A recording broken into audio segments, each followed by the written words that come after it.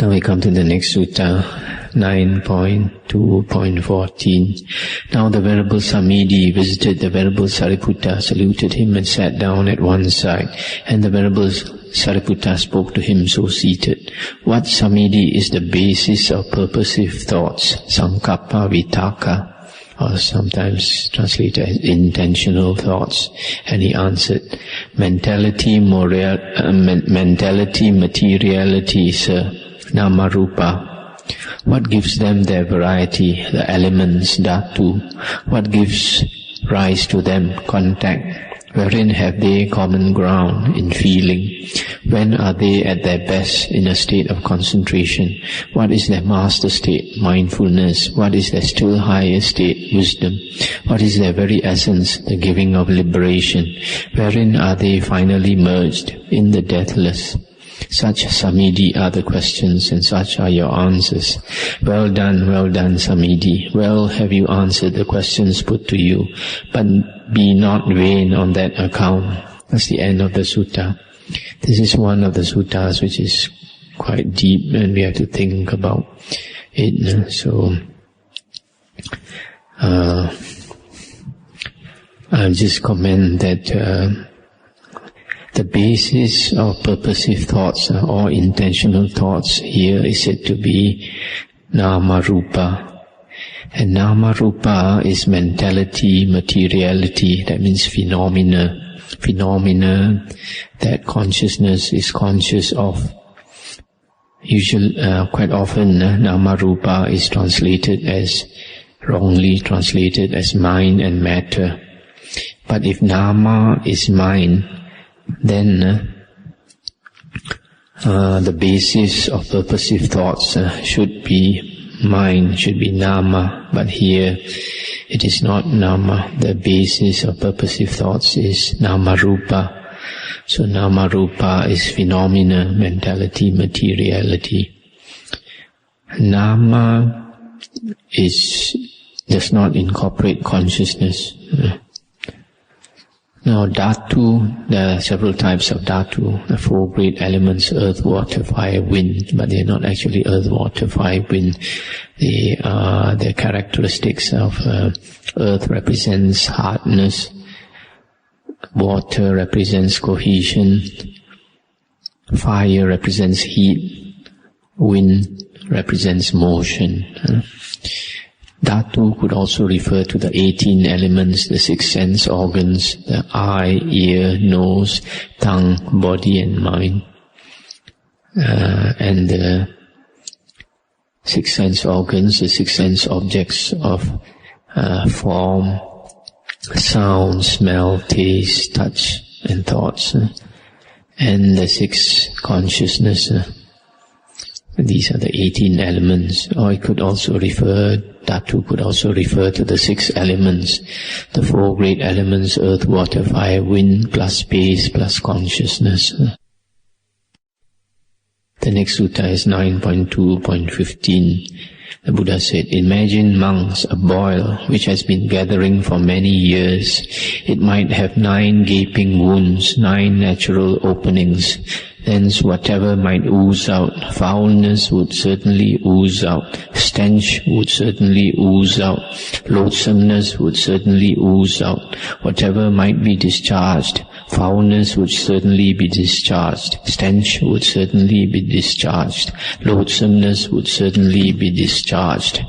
A boil, that is the name for the body, monks, made up as it is of the 4 great elements, procreated by mother and father, built up of gruel and sour milk, impermanent, subject to erosion, abrasion, dissolution and disintegration, with 9 gaping wounds, 9 natural openings, and from it whatever oozes out, foulness certainly oozes out, stench certainly oozes out, loathsomeness certainly oozes out.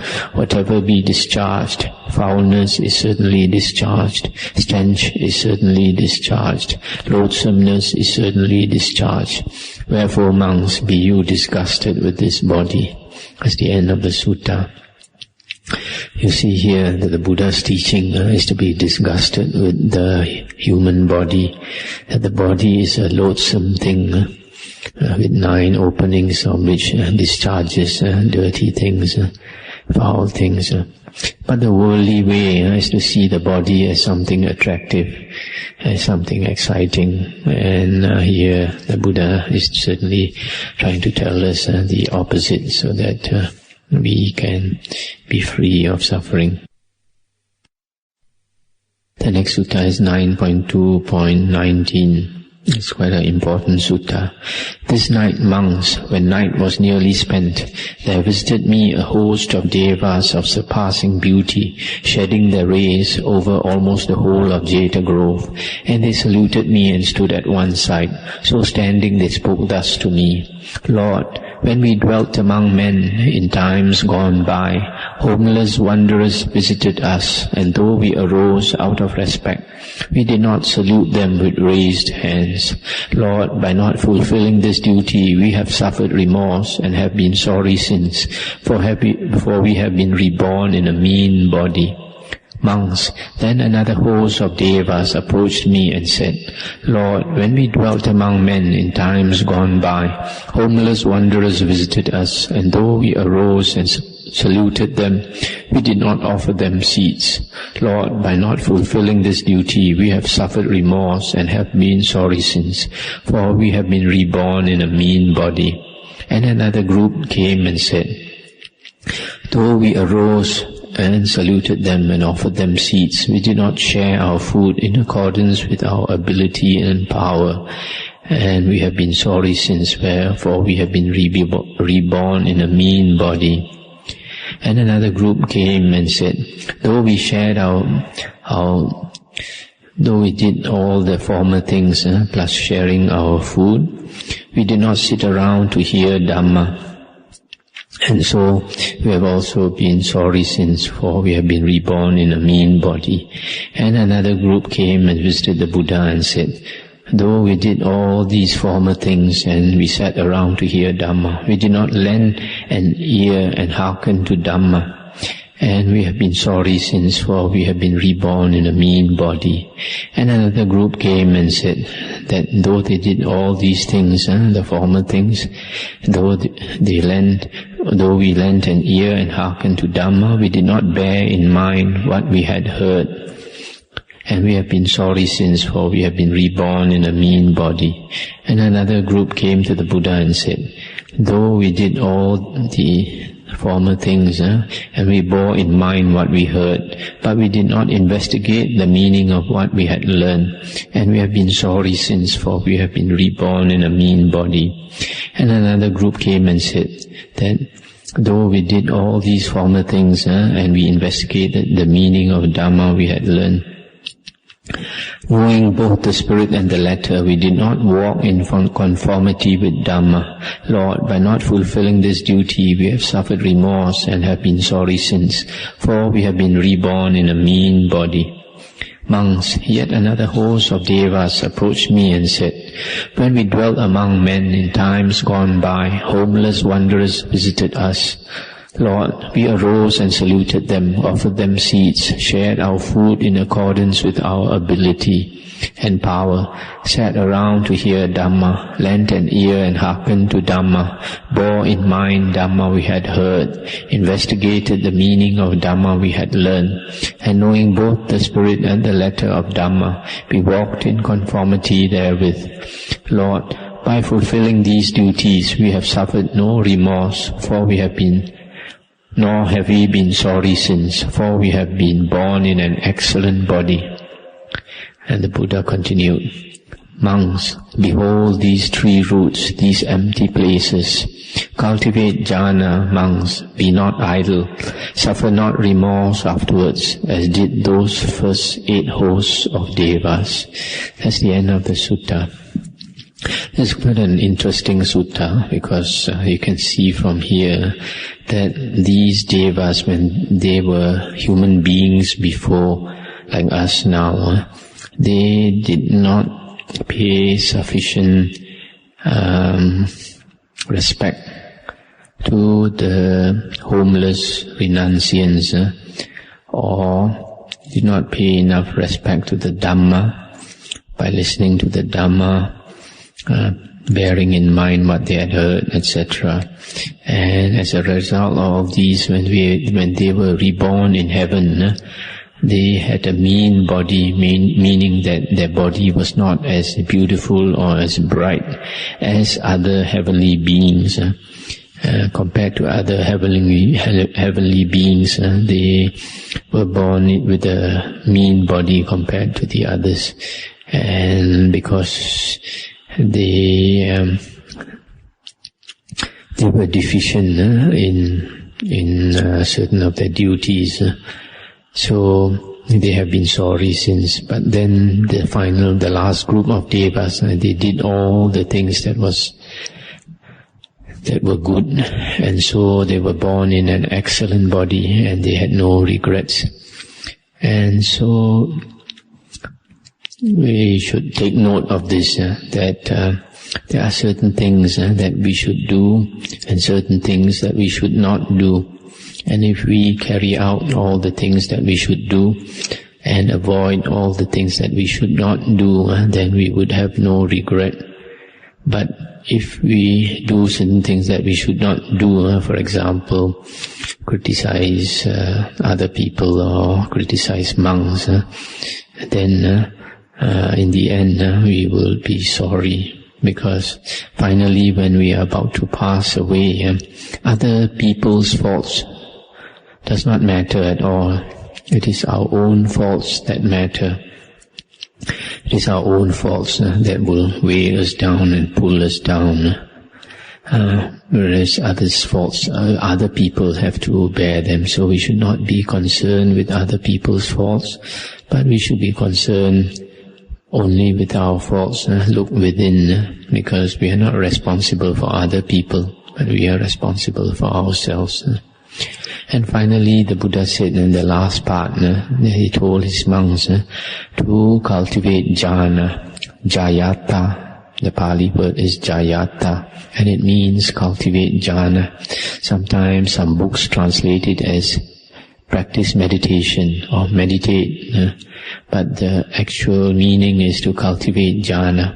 So the Buddha, in effect, is telling his disciples that if they cultivate jhana, then they would not suffer remorse afterwards, because jhana is the last factor of the Aryan Eightfold Path. And if a person carries out all the factors, practices all the factors of the Aryan Eightfold Path, which culminates in jhana, then that person would have no regret later. But if we practice the Aryan Eightfold Path insufficiently, without cultivating jhana, if we miss out on any of the 8 factors of the Aryan Eightfold Path, then we would have remorse and we would suffer later, like the devas. Even though they were born in heaven, yet they had some regrets for some of the things that they had not done.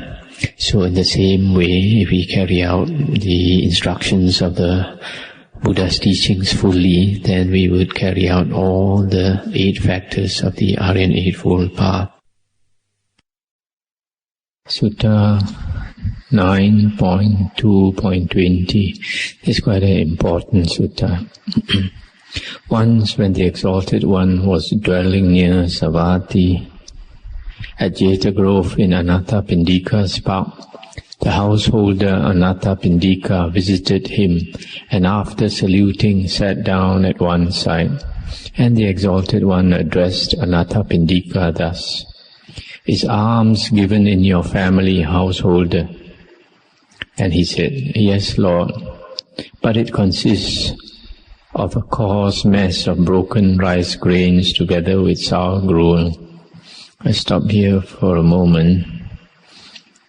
According to the commentary, the Buddha was asking Anathapindika, the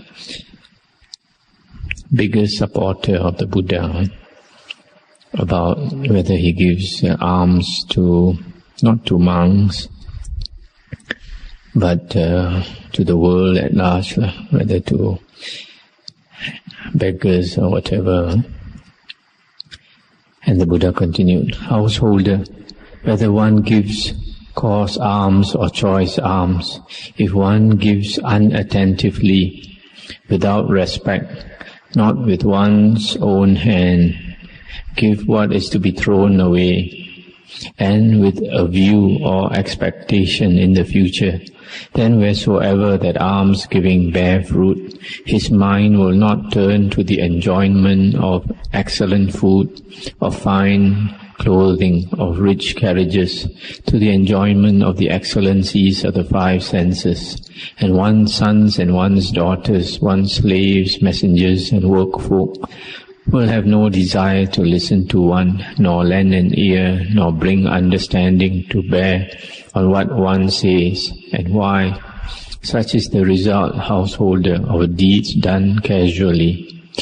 But whether one give coarse alms or choice alms, householder, if one give attentively, sakachang, respectfully, chitikatava, with one's own hand, give other than what is to be thrown away, and without a view or expectation in the future, then wheresoever that alms-giving bear fruit, his mind will turn to the enjoyment of good food, of fine clothing, of rich carriages, of the excellences of the five senses, and one's sons and one's daughters, one's slaves, messengers, and workfolk will desire to listen to one, will lend an ear, and bring understanding to bear on what one says, and why.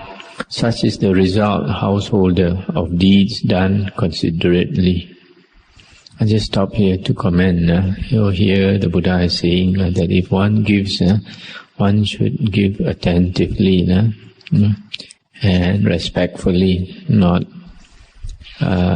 like some people, if they give something to a beggar, they throw it without respect. That's not good.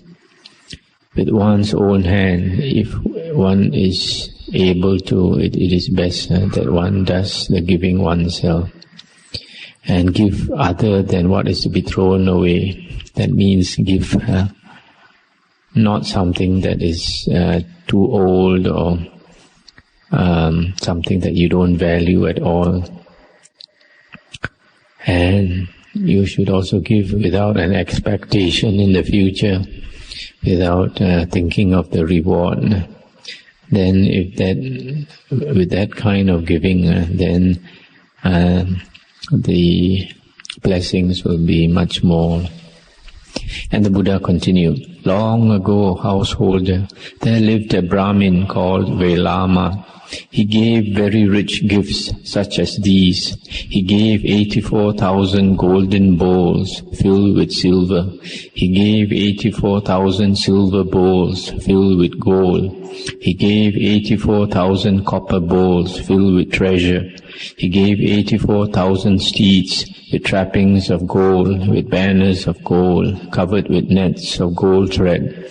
He gave 84,000 chariots, spread with lion skins, tiger skins, leopard skins, saffron-colored blankets, with golden trappings, golden banners, covered with nets of gold thread. He gave 84,000 milk cattle, with tethers of fine jute, with milk pails of silver.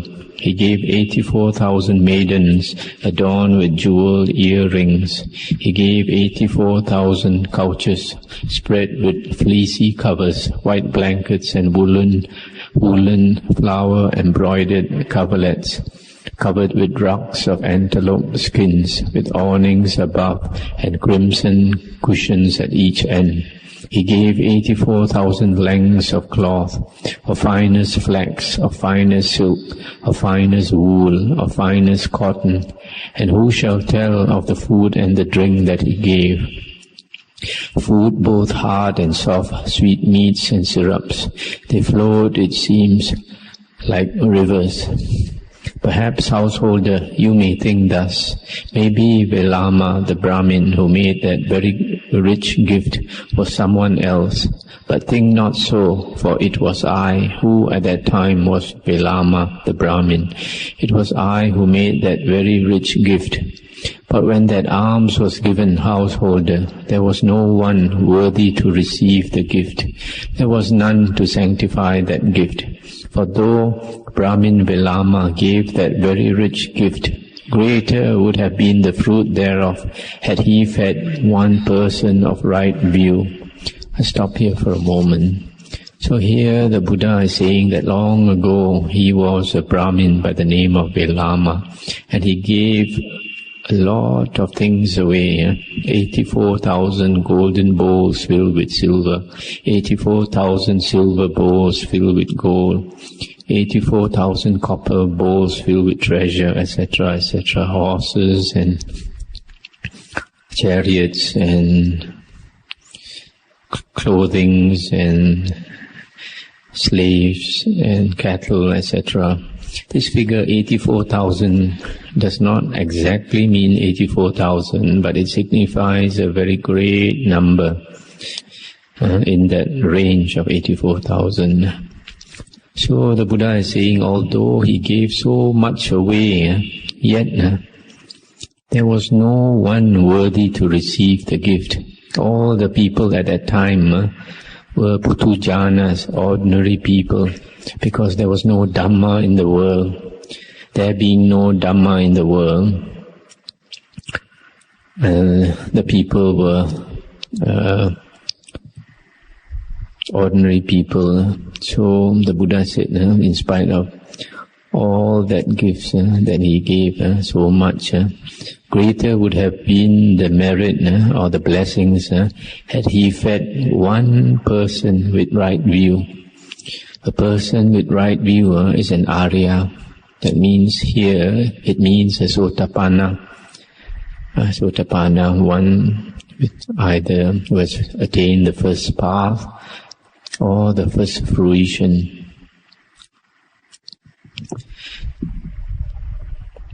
Why is it that he has given so much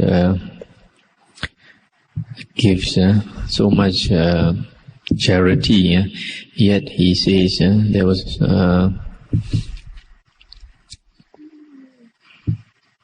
it doesn't measure to one giving one person a right view, and in effect this means that the blessings from all those gifts was not very, very much, and that is because ordinary people, putujanas, they create more evil karma than good. That is why the Buddha said most people are reborn in the woeful plains. Few come back to the human world or are reborn in the Deva realm.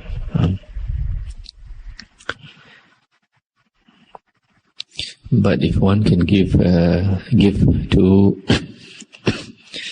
an Arya, then the fruit would be very, very much. Then the Buddha continued, though he gave that very rich gift, although he fed 100 persons of right view, that means Sotapanna, greater would have been the fruit fed once returner Sakadagamin, a second fruition person. Though he gave that very rich gift, although he fed 100 once returners, greater would have been the fruit thereof had he fed one non-returner Anagamin, third fruition person. Though he fed 100 non-returners Anagamins, greater would have been the fruit thereof had he fed one Arahant, fourth fruition Arya. Though he fed 100 Arahants, greater would have been the fruit thereof had he fed one Pacheka Buddha. Though he fed 100 Pacheka Buddhas, greater would have been the fruit thereof had he fed one Tathagata Arahant Sama Sambuddha. Though he fed the Sangha of monks with the Buddha at the head, greater would have been the fruit thereof had he built a monastery for the use of the monks of the Sangha of the surrounding country.